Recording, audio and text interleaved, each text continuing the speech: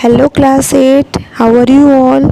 So what chapter we were doing? We were doing the chapter in the section of civics, that is chapter 23, the judiciary. So we have completed the topic the Supreme Court in the section of structure of courts in India. This was our topic. So today's topic is the High Court, right? So let us begin this topic. If I ask you कि high courts कहाँ देखने को मिलते हैं? Cities में? No, the answer is states में.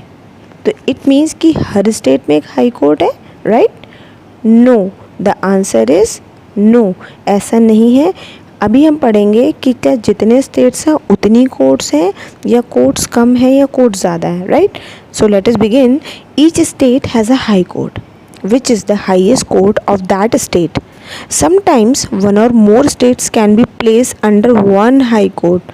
So I hope आपको answer मिल गया कि कभी कभी क्या होता है कि होता नहीं है, ऐसा है कि कुछ स्टेट्स के एक ही कॉमन हाई कोर्ट है, कहीं कहीं पर तो 2-3 स्टेट्स को मिला करके एक वो हाई कोर्ट है. Let us see example. For example the states of Haryana and Punjab are place under one high court, that is Chandigarh. Let us take one more example, that is 4 north eastern states जो हैं हमारे, that is Assam, Nagaland, Mizoram and Arunachal Pradesh. They have also one common high court at Guwahati. इसके अलावा और भी examples हैं हमारे, वो हम फिर कभी पढ़ लेंगे. तो let us complete our syllabus first. Next लिखा है इसमें कि like the Supreme Court of India, the High Court of a state also consists of a Chief Justice and other judges.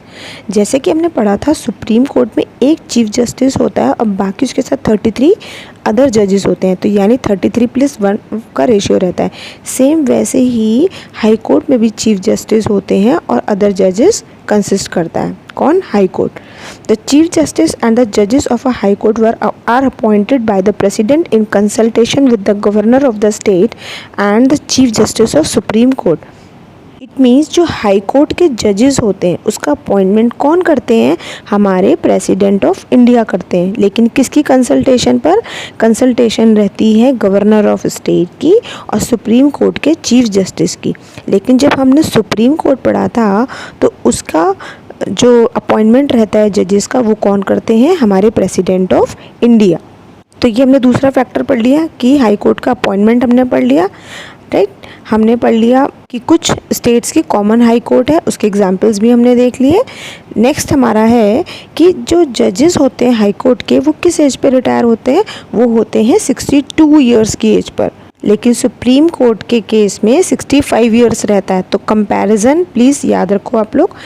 Next topic start करते हैं, jurisdiction of the high court. यानी कि क्या powers हैं हाई कोर्ट, क्या powers carry करता है. जैसे हमने उसमें पढ़ा था original jurisdiction, appellate jurisdiction, advisory jurisdiction. किसके केस में? सुप्रीम कोर्ट के केस में. सेम वैसे ही हाई कोर्ट के पास भी कुछ अथॉरिटी होती है, कुछ पावर्स होती हैं. देख लेते हैं. The high court exercises original jurisdiction. जैसे मैंने अभी फर्स्ट टॉपिक स्टार्ट कर दिया है, पहला टॉपिक हमारा ओरिजिनल ज्यूरिसडिक्शन. इसमें कई तरीके के केसेस की हियरिंग होती है, जैसे कि प्रोबेट हो गया, मैट्रिमोनियल हो गया, कंटेम्प्ट ऑफ कोर्ट हो गया. प्रोबेट का मतलब होता है ऑथेंटिसिएशन ऑफ अ विल, यानी कि जहाँ पर कहीं ज़मीन जायदाद की बात आ रही है तो उसके रिलेटेड मैटर्स हियरिंग होगी. मैट्रिमोनियल यानी कि मैरिज हो गया, डाइवोर्स हो गया, इससे रिलेटेड मैटर्स की हियरिंग होगी. कंटेम्प्ट ऑफ कोर्ट हो गया. इट मीन्स कि showing disrespect to the authority of a court. मतलब आप जब जो कोर्ट है आपकी उसको आप डिसरिस्पेक्ट करते हो तो वहाँ पे आपके लिए हो जाता है कंटेम्प्ट ऑफ कोर्ट. आपने वर्ड अक्सर मूवीज़ में सुना होगा, राइट? सेकेंड पॉइंट हमारा इसमें कंप्लीट करते हैं. It can also give verdicts on election petitions and dispute arising from the violation of fundamental rights. यानी कि verdicts भी इशू कर सकता है. verdict का मीनिंग होता है formal finding of fact made by a jury. ये कौन करती है? ज्यूरी करती है. फैक्ट फाइंड आउट करने की कोशिश करती है. कब? जब उसके पास कोई भी क्या आया, डिस्प्यूट आया, कोई इशू आया है इलेक्शन पिटीशंस को लेकर के, सपोज़ कोई इलेक्शन के रिज़ल्ट डिक्लेयर हो गए और उसको रिकंसीडर करने की बात हो रही है, तो रिक्वेस्ट कर रहे हैं कोर्ट से कि आप इलेक्शन का जो रिज़ल्ट आया है उस पर क्या करा जाए, उसको रिकंसीडर किया जाए। तो ये हो गया, इसकी भी कौन करता है, हाई कोर्ट करता है हियरिंग। फिर डिस्प्यूट आपके अगर किसी पर्सन का फंडामेंटल राइट वायलेट हो रहा है तो उसके लिए वो डायरेक्ट अप्रोच कर सकता है सुप्रीम कोर्ट में भी और आपका हाई कोर्ट में भी। नेक्स्ट है हमारा, it exercises supervisory jurisdiction over subordinate courts. ये सुपरवाइजरी भी करता है किसके ऊपर, जो उसके नीचे कोर्ट्स हैं, सबऑर्डिनेट कोर्ट्स हैं आपकी, जैसे डिस्ट्रिक्ट हो गई, ये सारी कोर्ट्स को क्या करता है, सुपरवाइज करता है। नेक्स्ट है हमारा, hears cases on appeal from the latter. और सपोज़ वो किसी डिसीजन से सेटिस्फाइड नहीं सबऑर्डिनेट कोर्ट से, तो वो हाई कोर्ट में क्या कर सकता है, अपील कर सकता है। बिसाइड, इसके अलावा हाई कोर्ट क्या करती है, इसके अलावा हाई कोर्ट मेंटेन करती है रिकॉर्ड को। किस चीज़ के रिकॉर्ड, वर्डिक्ट्स के रिकॉर्ड और प्रोसीडिंग्स के रिकॉर्ड। प्रोसीडिंग्स होते हैं जो भी लीगल एक्शंस लिए जा रहे हैं वो सारे रिकॉर्ड करती है कौन, हाई कोर्ट। क्यों, कभी कभी वो लोअर कोर्ट से क्या कर सकती है, इन्फॉर्मेशन ले सकती है, जो भी उसने डिसीजंस लिए हैं, जो भी उसने जजमेंट किया है उसको लेकर के वो क्या कर सकती है, प्रोसीडिंग्स को रिकॉर्ड करके रखती है। नेक्स्ट हमारा टॉपिक है सबऑर्डिनेट कोर्ट्स, जो किसके नीचे आती हैं, जो हाई कोर्ट्स के नीचे आती हैं, इसलिए इसको सबऑर्डिनेट कोर्ट्स कहा जाता है। A state is divided into smaller administrative divisions called districts। जब हम स्टेट को छोटे छोटे एडमिनिस्ट्रेटिव डिविजन्स में डिवाइड करते हैं तो वो किस में कन्वर्ट हो जाते हैं, डिस्ट्रिक्ट्स बन जाते हैं। जैसे कि हमारा शहर एक क्या है, डिस्ट्रिक्ट है। The courts in the district are subordinate to the high court of the state. वो कोर्ट्स जो स्टेट में लाए करती हैं उसे हम जो वो कोर्ट्स जो डिस्ट्रिक्ट में आती हैं उसको हम डिस्ट्रिक्ट कोर्ट्स कहते हैं। और ये क्या होती हैं, ये सबऑर्डिनेट कोर्ट्स होती हैं किसके अंडर में, हाई कोर्ट के अंडर में। हाई कोर्ट इन कोर्ट्स को सुपरवाइज करती है। These are three types of subordinate. There are three types of subordinate courts in a district. अगर आप डिस्ट्रिक्ट लेवल पे देखते हो तो आपको तीन तरीके की कोर्ट्स देखने को मिलती हैं, subordinate courts. Number 1 civil courts, number 2 criminal courts, number 3 the revenue courts. Let us see in brief. The highest civil court in a district is that of the district judge. जो district के अंदर highest civil court रहती है उसका जो उन matters पे hearing कौन करते हैं, डिस्ट्रिक्ट जज करते हैं। ही और she has the power to try civil cases and to hear appeals. अब सिविल कोर्ट में हमने बात करी किसकी, डिस्ट्रिक्ट जज की। यही जब जज क्रिमिनल मैटर्स को देखते हैं तो ये हो जाते हैं क्या, सेशंस जज, राइट। अब इनके पास और क्या पावर होती है, ये सिविल केसेस को भी हियर करते हैं, ये क्रिमिनल केसेस को भी हियर करते हैं।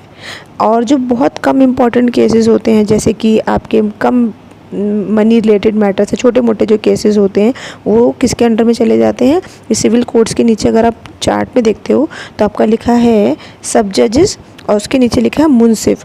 तो ये जो छोटे लेवल के केसेस होते हैं रिलेटेड टू मनी मैटर्स, ये सारे ये लोग इसको क्या करते हैं, जजमेंट करते हैं, हियरिंग करते हैं। अब आते हैं हम क्रिमिनल केसेस पे। The highest district court to try criminal cases is that of sessions जज। अब अगर आप सोच रहे हो कि सिविल कोर्ट और क्रिमिनल कोर्ट्स की अलग अलग बिल्डिंग होती है या अलग अलग जजेस होते हैं, तो ऐसा बिल्कुल भी नहीं है, सेम जज होते हैं। बस इतना सा डिफरेंस है कि जब वो सिविल कोर्ट्स में मैटर की हियरिंग करते हैं तो वो वो कहलाते हैं डिस्ट्रिक्ट जज। सेम पर्सन जब क्रिमिनल मैटर्स की हियरिंग करते हैं उनको हम कहते हैं सेशंस जज, राइट। अब देख लेते हैं क्रिमिनल मैटर्स होते क्या हैं। Criminal cases are those that deal with theft, kidnapping, murder and other types of crime. जो इन मैटर्स से रिलेटेड होते हैं वो क्रिमिनल केसेस में जो हियरिंग करते हैं वो होते हैं सेशंस जज।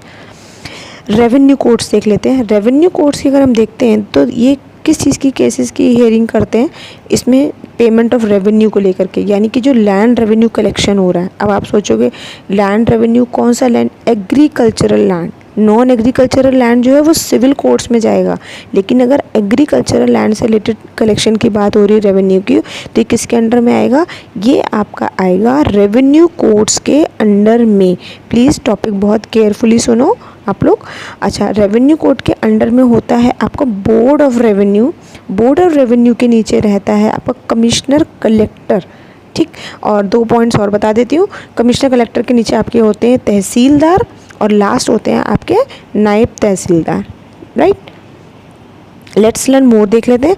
Yashwant Vishnu Chandrachud was the longest serving chief justice of the supreme court of India. ये हमारे अब तक के, अगर आपसे कोई क्वेश्चन पूछा जाता है कि अब तक के लॉन्गेस्ट सर्विंग चीफ जस्टिस कौन थे सुप्रीम कोर्ट के, तो he is none other person, he is Yashwant Vishnu Chandrachud.